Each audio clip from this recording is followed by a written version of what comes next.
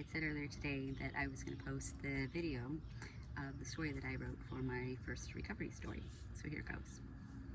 Kind words can be short and easy to speak, but their echoes are truly endless. Mother Teresa.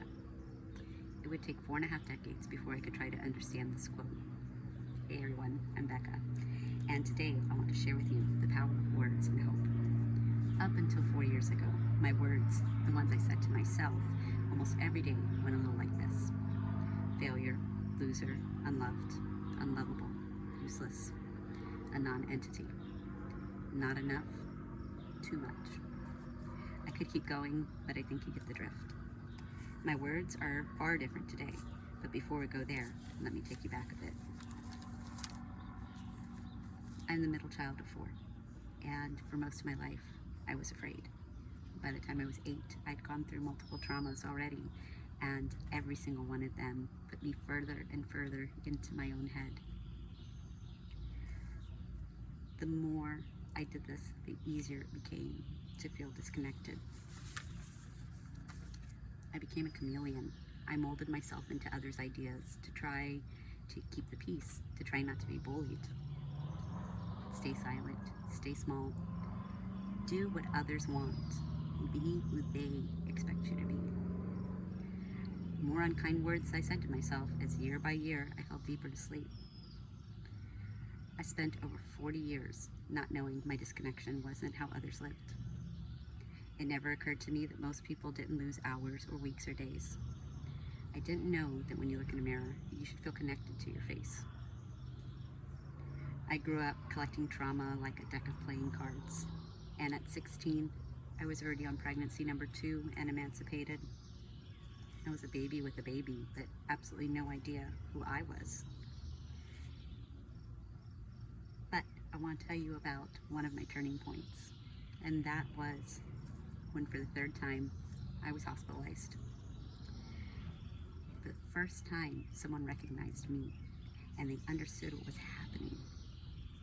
Dissociative identity disorder, CPTSD. I finally had the words to understand me. It's taken work. It's taken lots and lots and lots of work. But remember those echoes I was telling you about when I started this? Little by little, I began to shift as those echoes began to wake me up. I started to change the words that I said to myself. The more that I learned, the more things clicked. The puzzle pieces of this existence, they began to fall into place.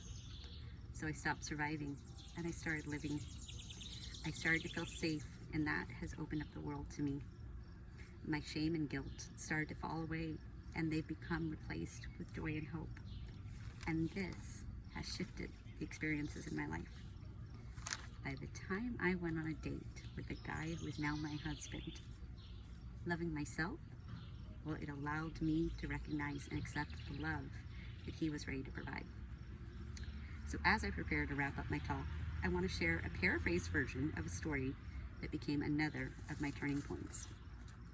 And bear with me, I'm flipping my page. An old man carried water each day on an old cane pole inside 2 pots. One pot was perfect, the other had a crack.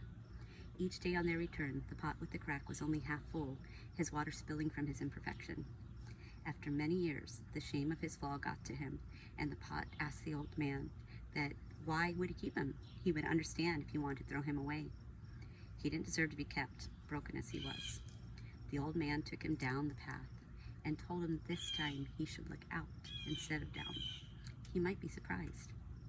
On one side, there was nothing, and on his side grew the most beautiful flowers of all colors and size. The very thing that he thought was broken was the thing that allowed the water each day to feed the seeds so they could grow. And that was one of the biggest turning points of all. He was cracked, never broken. I even tattooed the phrase on my arm because that's how much I believe in the power of it. I look at it every day to remind myself that the seeds that we plant inside our soul are the words that we use about ourselves. And so today, these are the words that I use. Mother, wife, and Gigi. artist, photographer, writer, teacher, and after this week, I can add a future CRSS to this list. I have ADHD, PTSD, dissociative identity disorder, anxiety disorder, conversion disorder, panic disorder, and I think that's it. All those things, though, are labels. You put them together, they make great alphabet soup. They don't define me. I'm so much more than those letters. So I'm going to close this with one last quote from one of my favorite poets, Maya Angelou. And again, I'm paraphrasing, so bear with me. From the top of my head to the bottom of my feet, I am phenomenal. Phenomenal is me. Thanks for listening.